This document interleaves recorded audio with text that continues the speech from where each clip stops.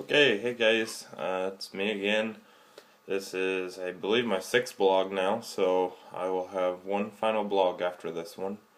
As far as the No Impact Man goes, there's been several replies put on my blogs lately by the professor, so I want to address a few of those. Instead of addressing them on there, I'm just going to address them in this video. And so I think we had to go all the way back to the bike. Yeah, the bike project still is not going anywhere. I haven't had much time to get home. As far as your question on before this project, would I have really thought about this more cradle-to-cradle response to the extra parts? You know, as I tear this bike apart, what would I do with the extra parts normally? And yeah, quite honestly, normally I think I just put it in. We have kind of a bunch of, I guess it's like a junk pile. My dad actually installs appliances for Lowe's, and so once he pulls out an old appliance or something, there has to be something that's done with those, and he gets to keep it. And what he ends up doing is taking it and just junking it, taking it to the junkyard. And I think, you know, as far as that goes, it's really still recycling though, because they take all these, you know, it's not a landfill. It's a junkyard where they take cars and stuff like that. So you take it by and they give you some kind of scrap price, and they put it through a machine and basically tears it, crunches it all up, and then you know, runs an eddy current and flips out the metallics and or the ferrous metallic. Anyways, I don't want to get into all the details, but basically what I'm saying is I think it was already recycling. So in a way, I guess I've already been doing that, but I haven't consciously thought that that's what I was doing, and I think that's one of the big differences that this project has kind of brought about. So moving on to my blogs.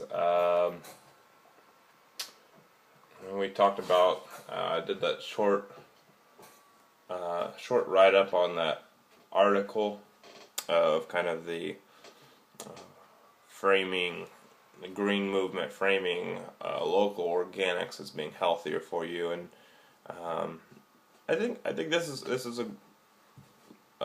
is growing. You know, it's this idea that these local grown organic foods don't require as many preservatives, and so you know, people know that for the most part, most people know that the preservatives are not natural, and anything that's not natural, or you know, via chemicals or whatever, is shouldn't be put in our bodies, and yet it is every day, you know.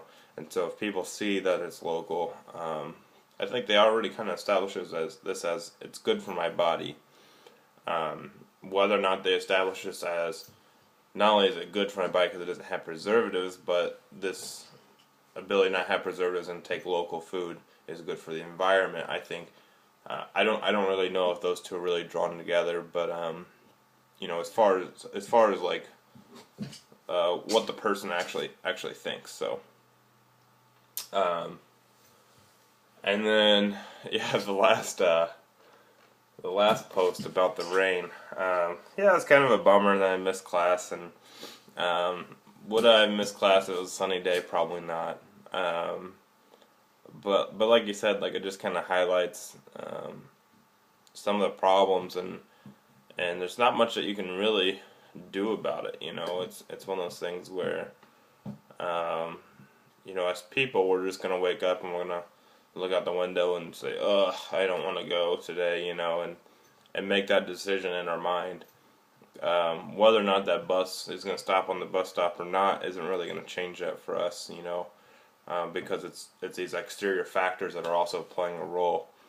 You know, but if the bus came to your door and picked you up from your door right where your car would be, you know, maybe it'd be different. Maybe I would have gone to class.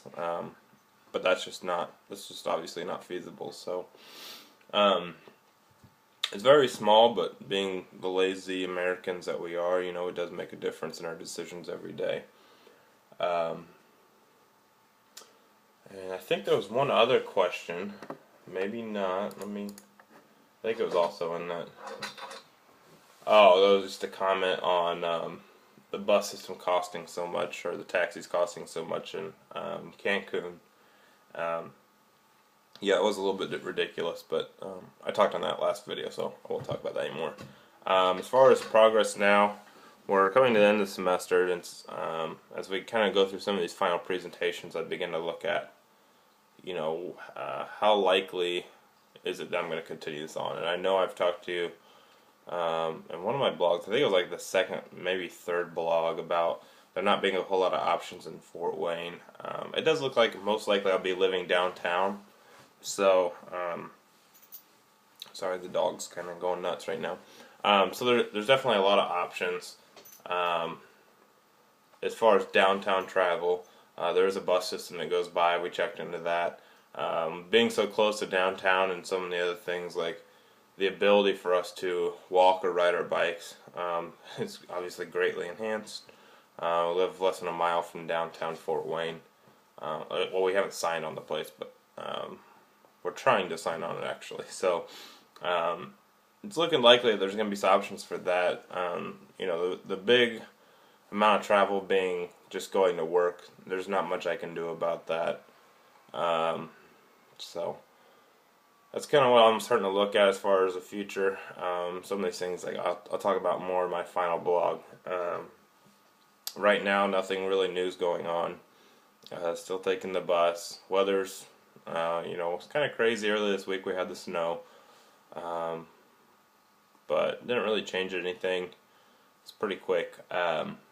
So, still taking the bus, and it's not that bad, really. I've kind of gotten used to it more or less. So, I think Remington's wanting to be in the picture. This is Remington. She's growing up.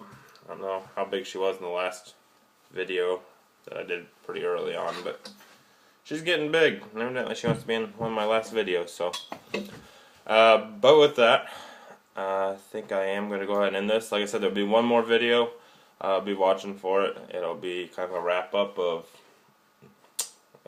everything. So I will see you guys later, and thanks for watching again.